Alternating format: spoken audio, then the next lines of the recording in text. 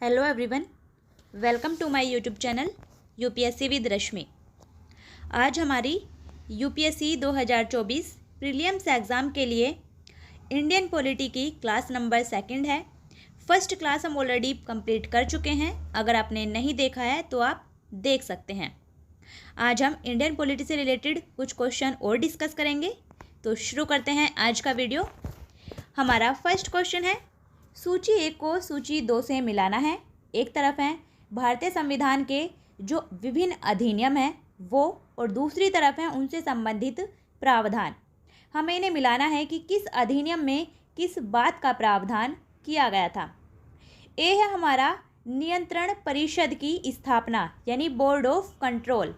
नियंत्रण परिषद की स्थापना का प्रावधान किया गया था 1784 के पीट्स इंडिया एक्ट के तहत, इसलिए ए का होगा हमारा 2। बी है हमारा सर्वोच्च न्यायालय की स्थापना।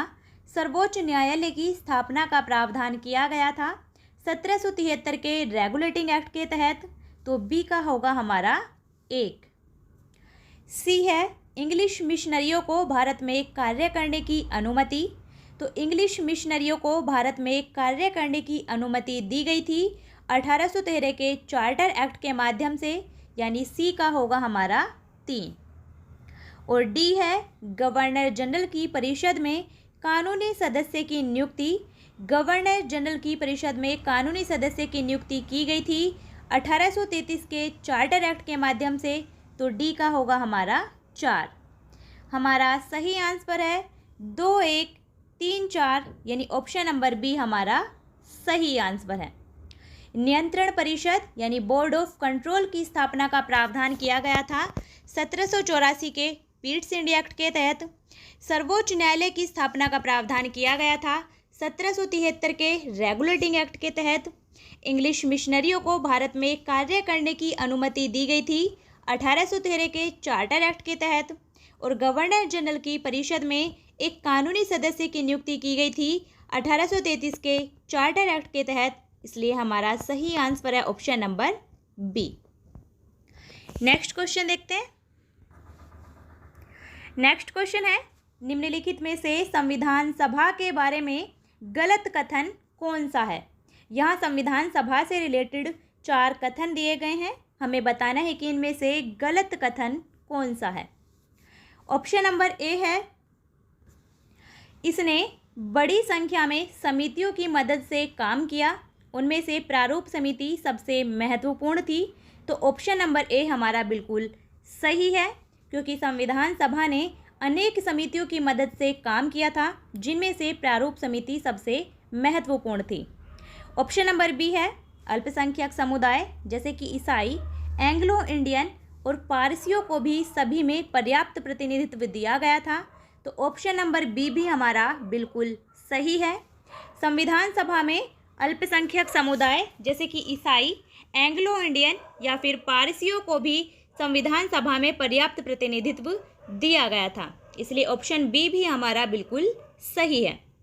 ऑप्शन नंबर सी है, इसका निर्वाचन सार्वभौम वयस्क मताधिकार के आधार पर किया गया।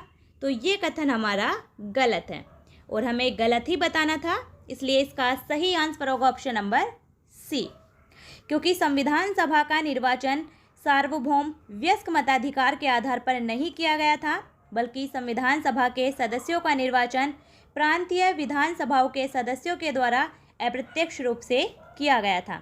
इसलिए ऑप्शन सी हमारा गलत है, जो कि हमारा सही आंसर होगा। और ऑप्शन नंबर डी है, इसकी चुनाव प्रक्रिया 1935 के अधिनियम के 6ठी अनुसूची पर आधारित थी। कर, संपत्ति और शैक्षणिक योग्यता के कारण मताधिकार सीमित था।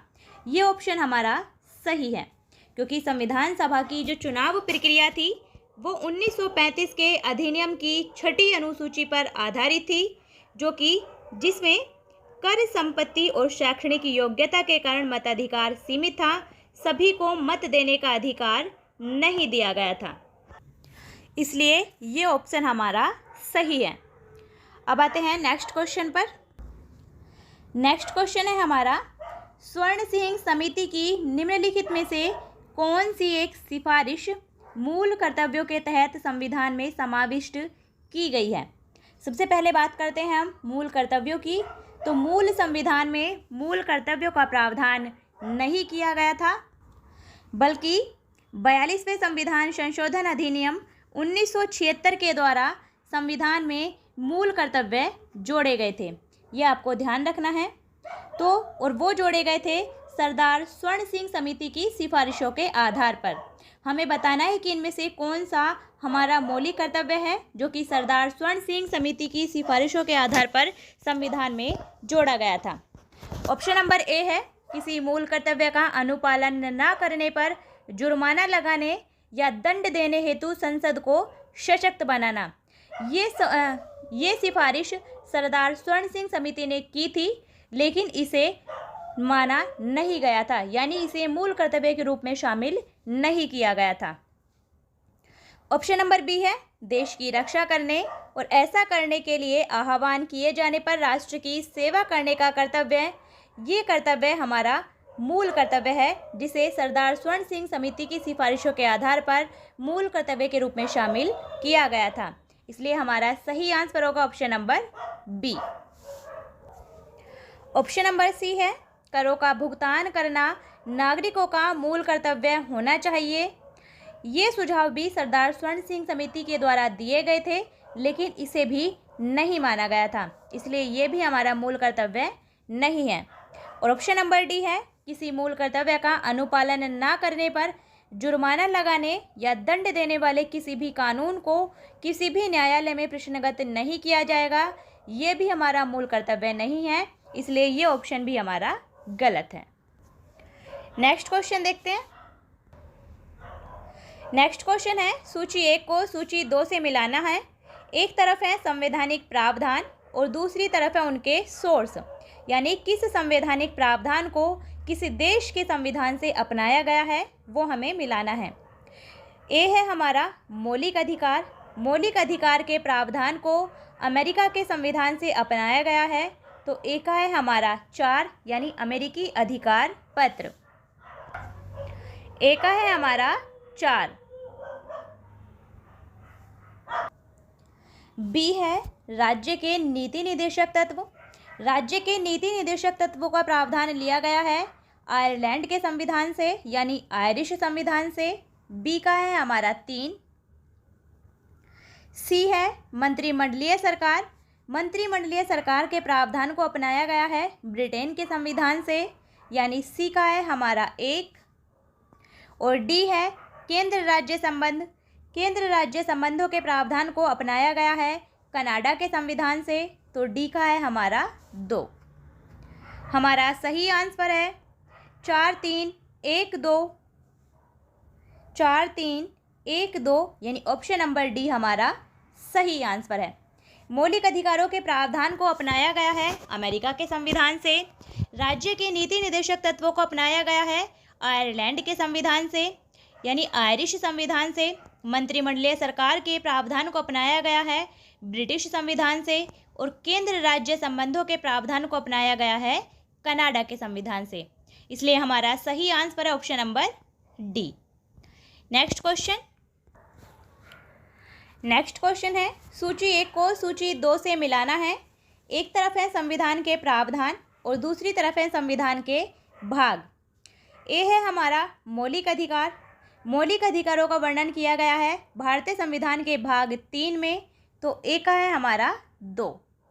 बी है मौलिक कर्तव्य। मौलिक कर्तव्यों का वर्णन किया गया है संविधान के भाग 4A में, तो ए का है मतलब बी का है हमारा 1। सी है संघ सरकार। संघ सरकार का वर्णन मिलता है हमें भारतीय संविधान के भाग 5 में, तो सी का है हमारा 4।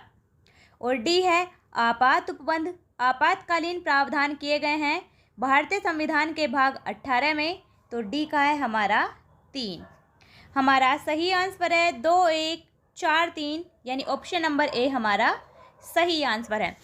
मौलिक अधिकारों का प्रावधान किया गया है भारतीय संविधान के भाग 3 में। मौलिक कर्तव्यों का वर्णन किया गया है भारत के संविधान के भाग 4A में। संघ सरकार का वर्णन किया गया है भारतीय संविधान के भाग 5 में। और आपातकालीन उपबंधों का वर्णन किया गया है भारतीय संविधान के भाग 18 में। इसलिए हमारा सही answer option number A. Next question है सूची 1 को सूची 2 से मिलाना है। एक तरफ है संविधान के अनुच्छेद और दूसरी तरफ है उनसे संबंधित विषय। ए है हमारा अनुच्छेद 124। अनुच्छेद 124 में वर्णन किया गया है संघीय न्यायपालिका का, तो ए का है हमारा 1। बी है अनुच्छेद 5। अनुच्छेद 5 में वर्णन किया गया है नागरिकता का, तो बी का है हमारा 2। सी है अनुच्छेद 352। अनुच्छेद 352 में प्रावधान किया गया है आकस्मिकता का, यानी आकस्मिक प्रावधान, तो सी का है हमारा 3। और डी है अनुच्छेद 245। अनुच्छेद 245 में प्रावधान किया गया है विधायी शक्तियों के वितरण का, तो डी का है हमारा 4। हमारा सही आंसर होगा 1, 2, 3, 4, यानी ऑप्शन नंबर ए हमारा सही आंसर है। ये बिल्कुल सही सुमेलित है, यानी आमने सामने ही सुमेलित हैं। अनुच्छेद 124 में वर्णन किया गया है संघीय न्यायपालिका का, यानी सुप्रीम कोर्ट का। अनुच्छेद 5 में वर्णन मिलता है नागरिकता का। अनुच्छेद 352 में प्रावधान किया गया है राष्ट्रीय आपातकाल का। और अनुच्छेद 245 में वर्णन किया गया है विधायी शक्तियों के वितरण का। इसलिए हमारा सही आंसर है option number A. Next question, भारतीय संविधान की तृतीय अनुसूची में निम्न में से क्या उपबंधित है?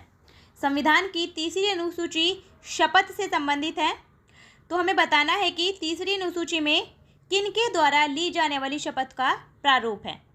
नंबर 1 है संघ के मंत्री के लिए पद की शपथ का प्रारूप, तो ये बिल्कुल सही है। भारतीय संविधान की तीसरी अनुसूची में संघ के मंत्रियों के द्वारा ली जाने वाली शपथ का प्रारूप है। नंबर 2 है उच्चतम न्यायालय के मुख्य न्यायाधीश के द्वारा ली जाने वाली शपथ का प्रारूप, तो ये भी हमारा बिल्कुल सही है। तीसरी अनुसूची में उच्चतम न्यायालय यानी सुप्रीम कोर्ट के मुख्य न्यायाधीश के द्वारा ली जाने वाली शपथ का प्रारूप है।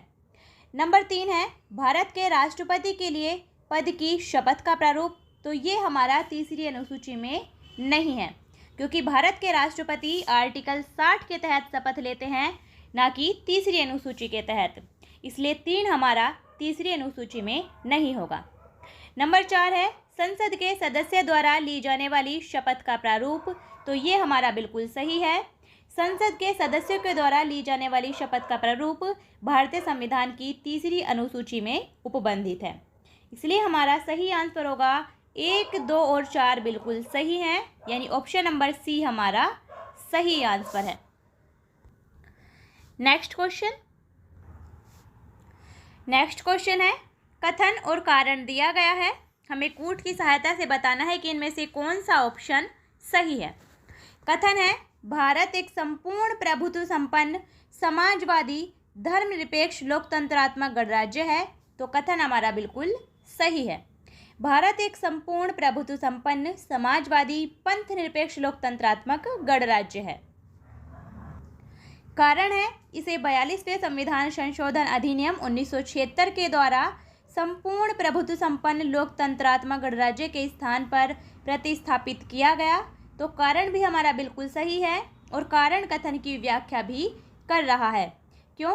क्योंकि भारत एक संपूर्ण प्रभुत्व संपन्न समाजवादी पंथ निरपेक्ष लोकतंत्रात्मक गणराज्य है, क्योंकि 42वें संविधान संशोधन अधिनियम 1976 के द्वारा भारतीय संविधान की प्रस्तावना में समाजवादी और पंथ निरपेक्ष शब्द जोड़े गए थे, इसलिए इसे 42वें संविधान संशोधन अधिनियम 1976 के द्वारा संपूर्ण प्रभुत्व संपन्न लोकतंत्रात्मक गणराज्य के स्थान पर प्रतिस्थापित किया गया है।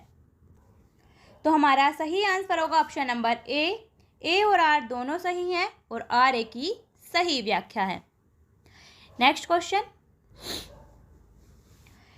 क्वेश्चन है कथन और कारण दिया गया है। फिर से हमें कूट की सहायता से बताना है कि इनमें से कौन सा ऑप्शन सही है। कथन है भारत के संविधान में एक संघीय प्रणाली का प्रावधान है, तो ये कथन हमारा बिल्कुल सही है। भारत के संविधान में संघीय प्रणाली को अपनाया गया है। कारण है उसने एक बहुत शक्तिशाली केंद्र की रचना की है, तो कारण भी हमारा सही है।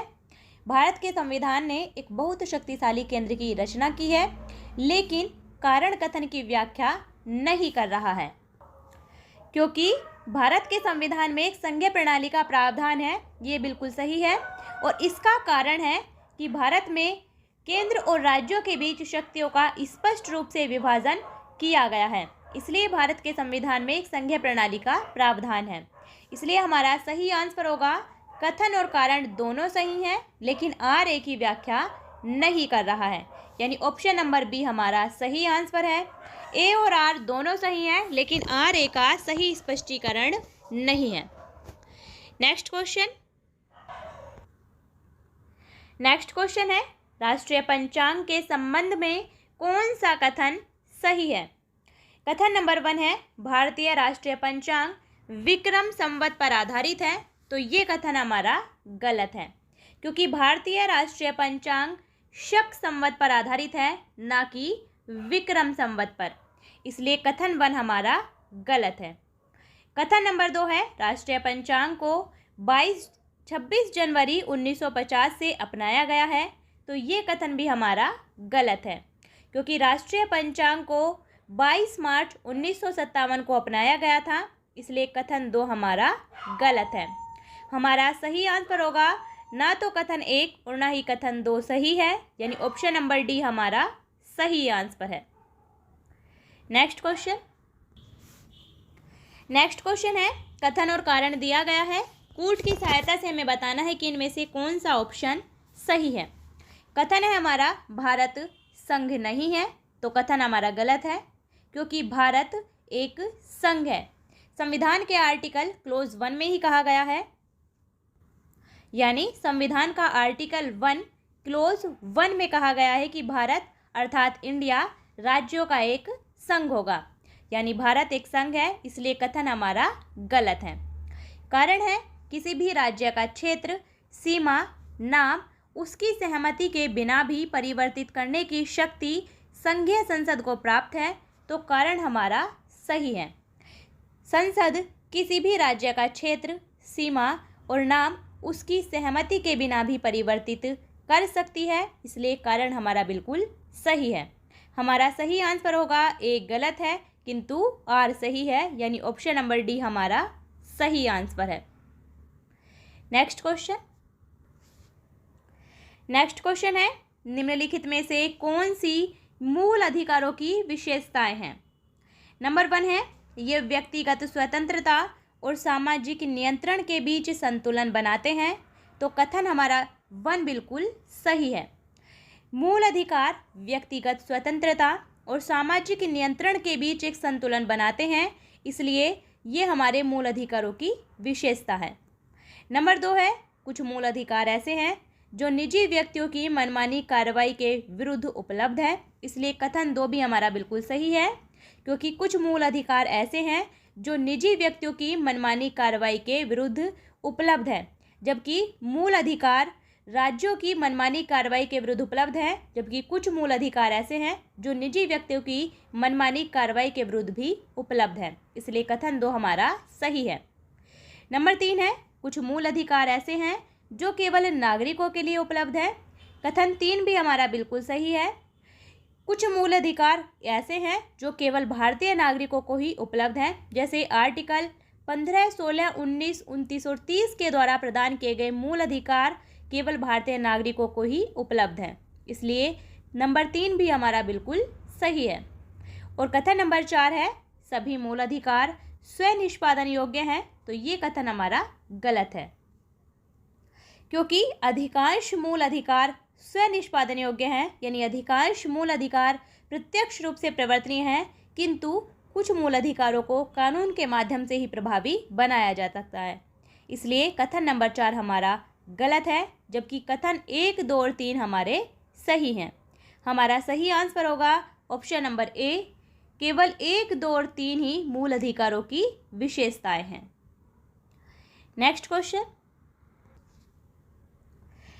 क्वेश्चन है संघ या किसी राज्य के कार्यकलाप से संबंधित सेवाओं और पदों के लिए नियुक्तियां करने में अनुसूचित जातियों और अनुसूचित जनजातियों के सदस्यों के दावों का प्रशासन की दक्षता बनाए रखने की संगति के अनुसार ध्यान रखा जाएगा। यह प्रावधान भारतीय संविधान के किस भाग में उपबंधित किया गया था? ऑप्शन है ए भाग 4, ऑप्शन बी भाग 3, ऑप्शन सी भाग 16 और ऑप्शन डी भाग 17। तो इसका सही आंसर ऑप्शन नंबर सी भाग 16, यानी भाग 16 में प्रावधान किया गया है कुछ वर्गों के संबंध में विशेष प्रावधान, जिसमें संघ या किसी राज्य के कार्यकलाप से संबंधित सेवाओं और पदों के लिए नियुक्तियां करने में अनुसूचित जातियों और अनुसूचित जनजातियों के सदस्यों के दावों का प्रशासन की दक्षता बनाए रखने की संगति के अनुसार ध्यान रखा जाएगा। ये प्रावधान किया गया है भारतीय संविधान के भाग 16 के तहत आर्टिकल 335 में, तो ये भी आपको ध्यान रखना है। नेक्स्ट क्वेश्चन है, निम्नलिखित में से कौन सा एक केंद्रीय अन्वेषण ब्यूरो यानी CBI central bureau of investigation का कार्य नहीं है? इनमें से कौन सा सीबीआई का कार्य नहीं है? ऑप्शन ए है केंद्र सरकार के कर्मचारियों के भ्रष्टाचार, रिश्वतखोरी और कदाचार के मामलों की जांच करना, तो ये सीबीआई का कार्य है। केंद्र सरकार के कर्मचारियों के भ्रष्टाचार, रिश्वतखोरी और कदाचार के मामलों की जांच सीबीआई ही करती है। ऑप्शन नंबर बी है बम विस्फोटों, विमानों और जहाज़ों के अपहरण, परमाणु प्रतिष्ठानों पर हमलों तथा सामूहिक विनाश के हथियारों के उपयोग सहित आतंकवादी हमलों की जांच करना, ये सीबीआई का कार्य नहीं है। और हमारा सही आंसर होगा ऑप्शन नंबर बी, क्योंकि हमें नहीं ही बताना था, यानी कौन सा कार्य सीबीआई का नहीं है वही हमें बताना था, इसलिए हमारा सही आंसर ऑप्शन नंबर बी। बम विस्फोटों, विमानों और जहाज़ों के अपहरण, परमाणु प्रतिष्ठानों पर हमलों और सामूहिक विनाश के हथियारों के उपयोग सहित आतंकवादी हमलों की जांच करना, ये कार्य है राष्ट्रीय जांच एजेंसी का, ना कि सीबीआई का। इसलिए ऑप्शन बी हमारा सही आंसर है। ऑप्शन नंबर सी है पेशेवर अपराधियों के संगठित गिरोहों के द्वारा किए गए ऐसे गंभीर अपराधों की जांच करना जिनका राष्ट्रीय एवं अंतर्राष्ट्रीय विस्तार हो, ये भी सीबीआई का कार्य है। और ऑप्शन नंबर डी है अपराधों के आंकड़ों का अनुरक्षण करना और आपराधिक जानकारी का प्रसार करना, ये भी सीबीआई का कार्य है। नेक्स्ट क्वेश्चन है भारतीय संविधान की 7वीं अनुसूची के संदर्भ में निम्नलिखित युग्मों पर विचार कीजिए। एक तरफ है विषय और दूसरी तरफ है सूची। हमें बताना है कि इनमें से कितने युग्म सही सुमेलित हैं। नंबर 1 है बैंकिंग। बैंकिंग विषय का प्रावधान किया गया है संघ सूची में, ना कि समवर्ती सूची में, इसलिए ये हमारा गलत सुमेलित है। नंबर 2 है कृषि। कृषि राज्य सूची का विषय है, इसलिए 2 हमारा बिल्कुल सही सुमेलित है। नंबर 3 है व्यवसाय संघ। व्यवसाय संघ समवर्ती सूची का विषय है, ना कि संघ सूची का, इसलिए नंबर 3 भी हमारा गलत सुमेलित है। हमारा सही आंसर होगा केवल एक युग्म ही सही सुमेलित है, यानी ऑप्शन नंबर बी हमारा सही आंसर है। ये था हमारा आज का वीडियो, जिसमें हमने इंडियन पॉलिटी से रिलेटेड क्लास नंबर 2 को कंप्लीट किया है, जिसमें हमने कुछ क्वेश्चन डिस्कस किए हैं। फर्स्ट क्लास हम ऑलरेडी कंप्लीट कर चुके हैं, अगर आपने नहीं देखा है तो आप देख सकते हैं। अच्छे से पढ़िए, रिवाइज करिए, वीडियो को शेयर भी कीजिए। अगर आपका कोई भी सवाल हो, कोई भी डाउट हो, तो आप कमेंट बॉक्स में लिख सकते हैं। फिर मिलते हैं नेक्स्ट वीडियो में, तब तक के लिए बेस्ट ऑफ लक।